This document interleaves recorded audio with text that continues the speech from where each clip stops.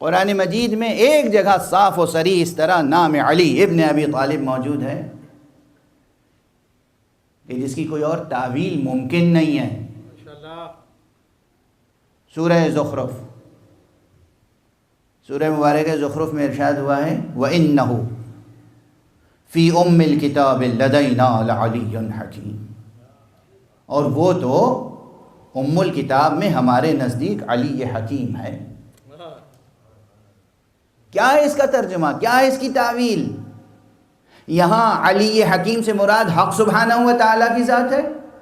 نہیں، خود حق سبحانہ و تعالیٰ کسی کو پہچانوا رہا ہے. وہ فرما رہا ہے کہ وہ تو ہمارے نزدیک، ہمارے پاس، وَإِنَّهُ فِي أُمِّ الْكِتَابِ، ام الکتاب میں، لَدَيْنَا لَعَلِيٌّ حَكِيمٌ، وہ تو ہمارے پاس ام الکتاب میں کوئی اور نہیں صرف علی حکیم ہے. یعنی قرآن مجید کی حقیقت اگر لفظوں میں ہو تو قرآن ہے، اور سانس لیتی ہوئی زندہ حقیقت میں بدل جائے تو علی حکیم کی ذات.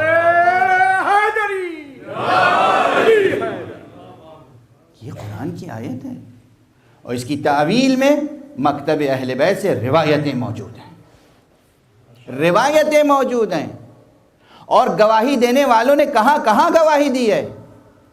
امیر المومنین علیہ السلام کا ایک عاشق، عارف، مومن میدان جنگ میں آپ کے اوپر جان نثار کر رہا ہے، اور جب امام اس کے سرانے پہنچے ہیں امیر المومنین، اور امام نے اس کے سر کو اپنے زانوں پہ رکھا اور اس کو تسلی دی، تشفی دی، تو اس نے کہا یا علی، میں گواہی دیتا ہوں کہ آپ ہی قرآن میں علی حکیم ہیں.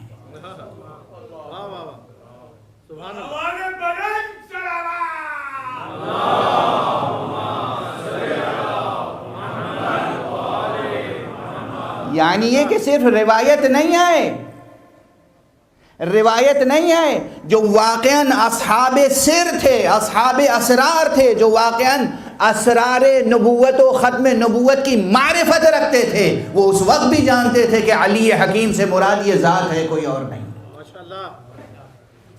اور کس یقین کے ساتھ جاتے تھے دنیا سے یہ کہتے ہوئے، دنیا چھوڑ رہے ہیں گواہی دیتے ہوئے، ہم گواہی دیتے ہیں قرآن نے آپ کو علی حکیم کہا.